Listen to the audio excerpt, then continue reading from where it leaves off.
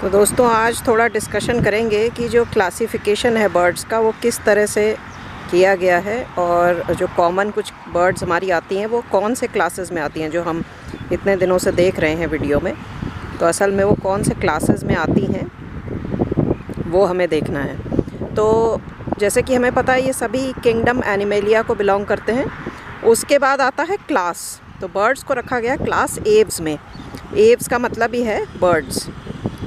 उसके अलावा जो क्लासेस हैं उसमें पाइसेस मतलब कि फ़िश, उसके बाद एम्फीबियंस, फिर रेप्टाइल्स मतलब कि जो स्नेक्स हैं, क्रोकोडाइल्स हैं, और डायनासोर्स जो हैं वो भी रेप्टाइल्स में आते थे।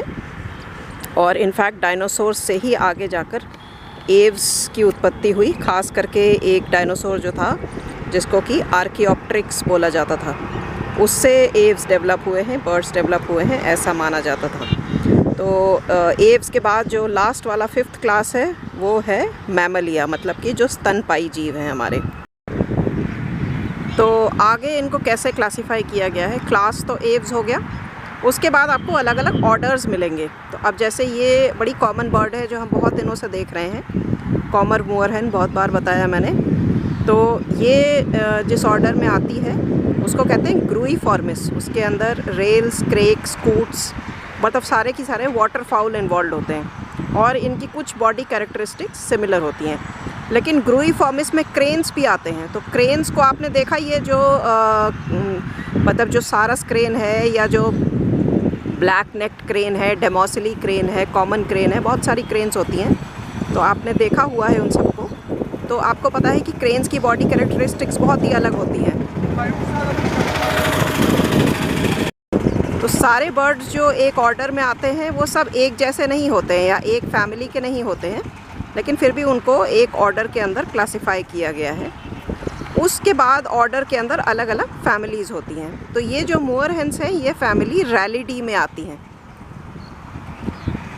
इसी तरह से और भी ऑर्डर्स होते हैं। जो स्टॉक्स वगैरह होते हैं वो सिकोनीफॉर्मिस में आते हैं। किसी भी वर्ड के एंड में जब फॉर्मिस लगा हुआ होता है तो इसका मतलब वो ऑर्डर का नाम है, ठीक है। इसी तरह से मैंने पैसेरीफॉर्मिस पहले बताया था।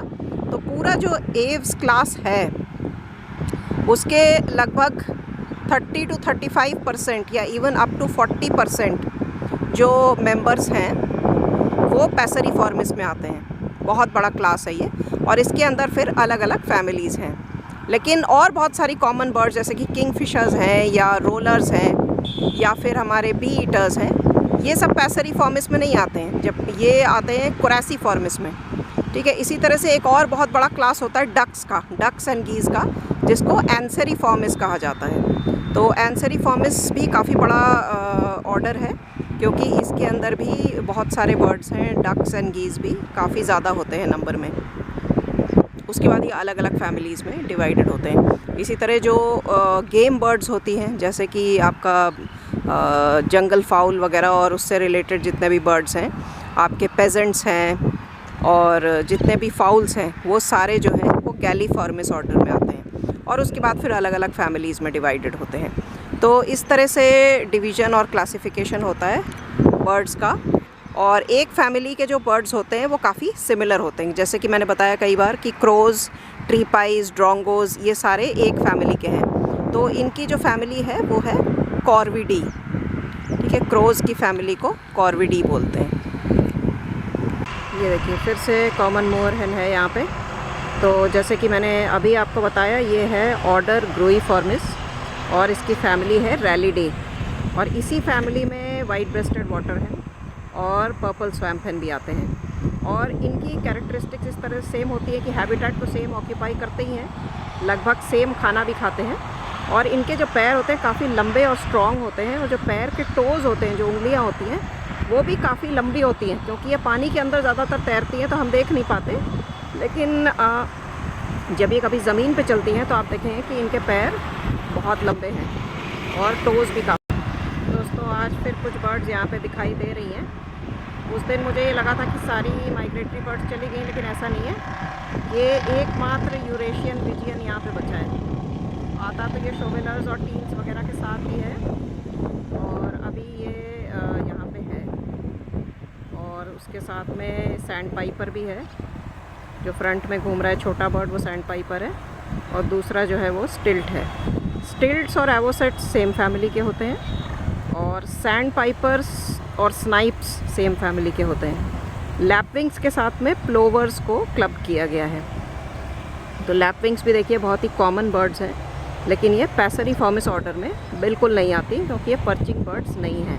सभी को पता है कि लैपविंग्स पेड़ पर या तार पर पर्च नहीं कर सकती हैं, इसीलिए ये ज़मीन पर ही रहती हैं हर समय, या किसी सरफेस पर ही ये उड़कर लैंड कर सकती हैं और अंडे भी ये ज़मीन पर ही देखेंगे। ये यूरेशियन विजियन जो है ये डक्स एंड गीज़ मतलब कि एंसेरिफॉर्मिस फैमिली के अंदर, एंसेरिफॉर्मिस ऑर्डर के अंदर आता है। पीछे भी कुछ बर्ड्स हैं जिसमें ज़्यादातर स्पॉट बिल्ड डक्स लग रही हैं, बाकी कैमरे के जूम लिमिट से काफ़ी दूर हैं। Most likely spot billed ducks ही होंगी, थोड़ा आगे जाके देखना पड़ेगा।